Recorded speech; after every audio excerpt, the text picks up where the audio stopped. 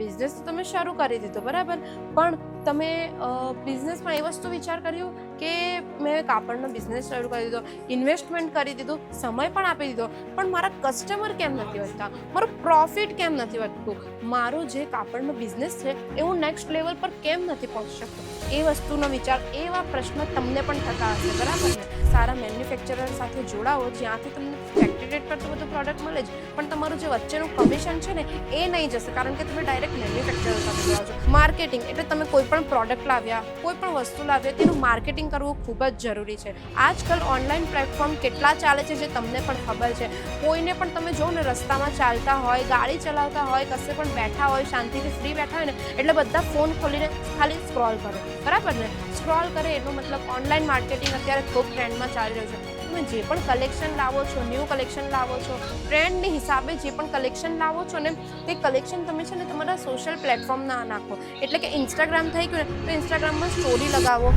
જય શ્રી કૃષ્ણ મારા ભાઈઓ અને બહેનો, હું તમારું ફરી એકવાર સ્વાગત કરું છું અજમેરા ફેશનના ગુજરાતી યુટ્યુબ ચેનલ પર, ને આશા કરું છું કે તમે બધા સારા જ હશો. તો આજનો આ મારો વિડીયો રહેવાનો છે એક બિઝનેસ ટીપ માટે, જેમાં હું તમને પ્રોડક્ટ નથી બતાવવાની પણ કંઈક બિઝનેસ આઈડિયા કેવીશ જેનાથી તમને પણ તમારા બિઝનેસમાં કંઈ ઇમ્પ્રૂવ લાવવું હોય, તમને નફો સારો કરવો હોય ને તમને કસ્ટમર વધારવા હોય ને તો એ માટેનો આ બિઝનેસ રહેવાનો છે. જે પણ કાપડનો વેપાર કરે છે ને ખાસ કરીને એ લોકો માટે આ બિઝનેસ ટિપ્સ રહેવાની છે, ને ખાસ કરીને એ લોકો માટે આ વિડીયો રહેવાનો છે. તો પ્લીઝ વિડીયો સ્કીપ બિલકુલ ના કરતા, વિડીયો એન્ડ સુધી જરૂર જોજો, ખાસ તમારા માટે આ વિડીયો રહેવાનો છે. તો વિડીયો આપણે શરૂ કરીએ છીએ. તો આપણે વિડીયો શરૂ કરીએ કે તમે કાપડનો બિઝનેસ કરો છો બરાબર, તો કાપડના બિઝનેસમાં છે ને ઘણી બધી અલગ અલગ વેરાયટી આવી જાય છે.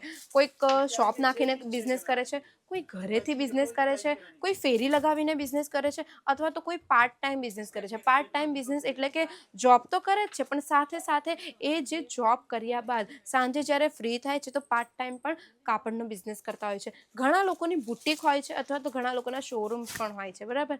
એ રીતે બધા જ અલગ અલગ કાપડનો બિઝનેસ કરતા હોય. હવે કાપડનો બિઝનેસ તો કરે છે, અલગ અલગ રીતે કરે છે, ને અલગ અલગ ક્વોલિટી પણ રાખતા હોય, ને અલગ અલગ પ્રોડક્ટ રાખતા હોય. જેમ કે કોઈ સાડીની પ્રોડક્ટ રાખતા હોય, કોઈ ડ્રેસ મટીરિયલ્સ રાખતું હોય, કોઈ કિડ્સ વેરનું પર્ટિક્યુલર કિડ્સ વેરનું બિઝનેસ કરતું હોય, કોઈ પર્ટિક્યુલર મેન્સ વેરનો બિઝનેસ કરતો હોય, કોઈ લહેંગાઓનો બિઝનેસ કરતો હોય.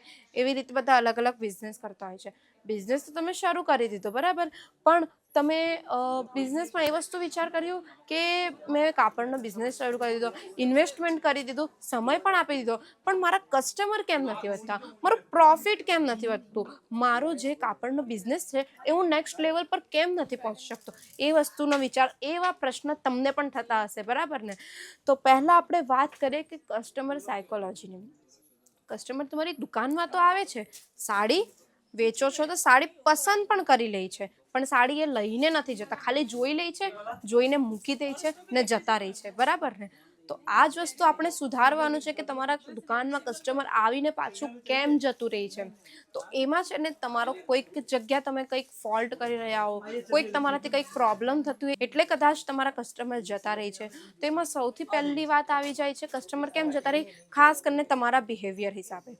જો તમે બરાબર બિહેવિયર ના રાખતા હો, કસ્ટમર સાથે બરાબર વાતચીત ના કરતા હો, કસ્ટમરને તમે પ્રોડક્ટ જે છે તે બરાબર નહીં બતાવતા હો, પ્રોડક્ટની ડિટેલ્સ નહીં આપતા હો, તો કસ્ટમરને એમ થતું હોય આને ખાલી મને માલ વેચવો જ છે, મારા પૈસા વસૂલ કરવા, એટલે કે મારા પૈસા ખાલી જતા કરવા છે, પણ આને મને સારી ક્વોલિટી નથી આપવી, એવું પણ કસ્ટમરને થતું હોય ને. અથવા તો જ્યારે કસ્ટમર તમારી દુકાને આવે છે ને દુકાને આવ્યા બાદ કસ્ટમર તમને કોઈક પ્રોડક્ટનો ભાવ પૂછે છે ને તમે કહી દો કે ના આ આટલાનું જ મળશે, ફિક્સ રેટ છે, એટલે કસ્ટમરને એમ થતું હોય કે આમાં પણ મારા ખાલી પૈસા જ જાય છે, આને ખાલી પોતાની વસ્તુ વેચવી છે, મને સારી વસ્તુ નથી આપવી. એટલે કસ્ટમર શું બોલે કે જોઈ તો ખરી તમારા પાસે પ્રોડક્ટ જે પણ હોય, પણ એ જતો રહે, તમારી પાસે પાછું એ પ્રોડક્ટ લેવા નહીં આવે. શાયદ એ કોઈ બીજી દુકાનમાંથી લઈ લે, એ બીજી જગ્યાથી લઈ લે, કારણ કે એને ત્યાં વ્યવહાર સારો લાગ્યો, એ સાથે સાથે એમનું જે બિહેવિયર છે, એમનું જે પ્રોડક્ટ બતાવવાની રીત છે એ સારી લાગી હોય કદાચ. એટલે છે ને હંમેશા યાદ રાખો કે તમારે છે ને કસ્ટમર સાથે બિહેવિયર સારો રાખવો પડે, સાથે સાથે તમે જે પ્રોડક્ટ બતાવો છો ને તે ડિટેલ આપવી પડે. જાણે કે મેં તમને એક એક્ઝામ્પલ આપી દઉં કે આ એક સાડી છે, બરાબર. હવે આ સાડી છે જે ડોલા સિલ્ક ઉપરની સાડી રહેવાની છે. સાથે સાથે આમાં તમને પ્રિન્ટ મળી જવાની છે, આમાં ડિફરન્ટ પ્રિન્ટ મળી જવાની છે. સાથે બોર્ડરમાં તમને છે ને બ્લેક કલરનું પૂરું આર્ટિકલ રહેવાનું છે બોર્ડર, ને બોર્ડરની ઉપર જરદોશી વર્ક મળી જાય છે. પછી લટકન તમને મળી જશે, આ ટાઈપનું આ પલ્લું રહેવાનું છે જેમાં પલ્લુમાં લટકન મળી જશે. આ સાડી ખૂબ જ ચાલે છે, જે ગુજરાતીઓ હોય છે જે આવા ટાઈપની સાડીઓ પહેરવાનું ખૂબ પ્રિફર કરતા હોય છે. તો આ રીતે તમારે છે ને તમારા કસ્ટમરને ડિટેલ આપવું પડે તમારા પ્રોડક્ટ માટે. હવે આવી તમે ડિટેલ જ નહીં આપો, ખાલી સાડી બતાવીને મૂકી દો તો કસ્ટમર નહીં લે. ને પછી પ્રાઇસની વાત કરીએ. હવે તમે બોલી દેતા હશો કે ફિક્સ રેટ છે, બરાબર.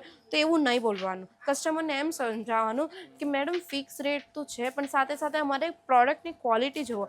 આ ક્વોલિટીમાં તો તમને માર્કેટમાં કશે જ કોઈ પણ પ્રોડક્ટ નથી મળવાની.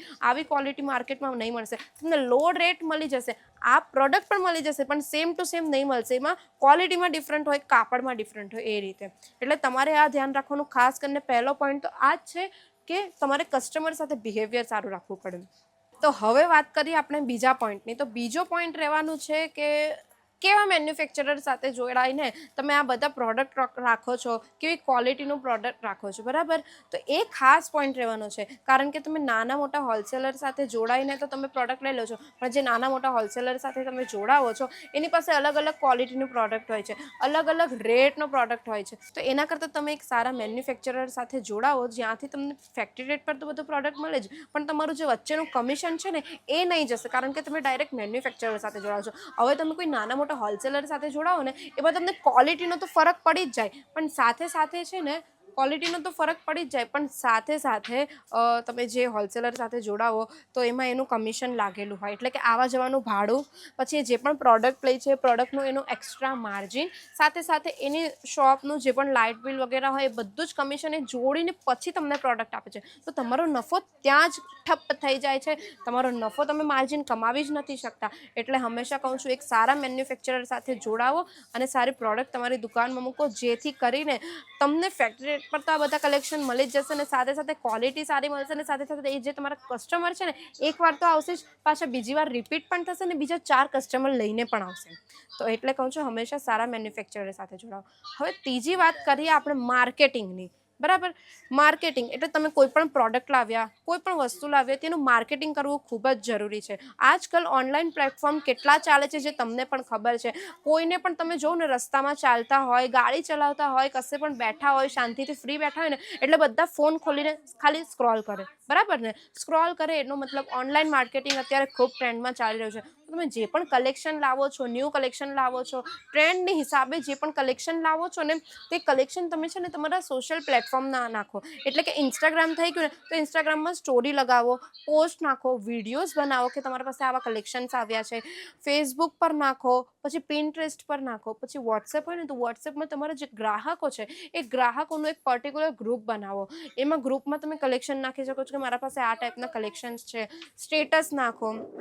ને આટલું જ નહીં, આ તો મેં તમને ઓનલાઈન માર્કેટિંગનું કીધું કે ઓનલાઈન સોશિયલ મીડિયા માર્કેટિંગથી તમે આ બધા કલેક્શન મૂકી શકો છો. પણ ઓફલાઈન માર્કેટિંગ, ઓફલાઈનમાં પણ તમે માર્કેટિંગમાં સારું સેલ કરી શકો છો. એ કઈ રીતે કે તમે તમારી જે દુકાન છે ને, દુકાનનું ઇન્ટિરિયર સારું બનાવો. પછી છે ને કલેક્શન આ રીતે, જેમ આ હેંગરમાં આ રીતે જેમ કલેક્શન લટક્યા છે, પાછળ મારી પાછળ તમે કલેક્શન જોઈ શકો છો. આ રીતે હેંગરમાં જે કલેક્શન છે એવી રીતે હેંગરમાં કલેક્શન રાખો. સાથે સાથે છે ને ડમી એડ કરો. ડમીની ઉપર છે ને આ જે સાડીઝના આર્ટિકલ્સ છે ને તે વેર કરાવો, અને તમારી દુકાનની બહાર જે કાચ છે ને તે કાચની બહાર એવા કલેક્શન લગાવો. એટલે જે આવતા જતા કસ્ટમર હોય ને, કોઈ પણ કસ્ટમર એવું જરૂરી નથી, આવતા જતા કોઈ પણ માણસ હોય ને તેમની નજર પડશે એની ઉપર ને ખબર પડશે ઓ અહીંયા આટલા સારા આર્ટિકલ્સ મળે છે. એટલે એકવાર દુકાનમાં આવીને વિઝિટ કરશે જ ને. જો ક્વોલિટી સારી હશે ને તો લઈને જશે જ તમારી પાસેથી કસ્ટમર. એટલે આ 3 ટિપ્સ હંમેશા યાદ રાખો તમારા બિઝનેસ માટે, જેના કારણે તમારા ગ્રાહકો ક્યારેક પણ છે ને તમારી પ્રોડક્ટ તો જોશે જ, પણ લઈને પણ જશે સાથે સાથે. એટલે હંમેશા આ 3 ટિપ્સ પર ધ્યાન રાખજો, અને આ 3 ટિપ્સ તમારા બિઝનેસમાં અમલ કરો. એટલે તમને પણ ખ્યાલ આવશે કે તમારો નફો તો વધે જ છે, સાથે સાથે તમારો બિઝનેસ પણ ગ્રો થાય છે, અને તમારા કસ્ટમર પણ વધે છે. જો તમને મારો આ વિડીયો સારો લાગ્યો હોય, બિઝનેસ ટિપ્સ સારી લાગી હોય, તમારા જે પ્રશ્નનું સોલ્યુશન આવી ગયું હોય, તો અમારો વિડીયો લાઈક કરી દેજો. અને જે પણ વેપારી મિત્રો છે, જે પણ કાપડનો બિઝનેસ કરે છે, એમને મારો આ વિડીયો પણ શેર કરી દેજો. એમના મનમાં પણ કોઈ પ્રશ્ન હોય તો એમને પણ સોલ્યુશન નોટિફિકેશન મળી જશે. અને જો તમારે મારી ચેનલ પર નવા હો તો ચેનલ સબસ્ક્રાઇબ કરવાનું બિલકુલ ના ભૂલતા. ચેનલ સબસ્ક્રાઇબ કરી દેજો, સાથે સાથે બેલ આઇકન પર પ્રેસ કરી દેજો. તો આપણે મળીએ કંઈ નેક્સ્ટ વિડીયોમાં કોઈ નવા ટિપ્સ સાથે અથવા તો કોઈ નવા કલેક્શન સાથે. ત્યાં સુધી ધ્યાન રાખજો તમે તમારું. જય શ્રી કૃષ્ણ.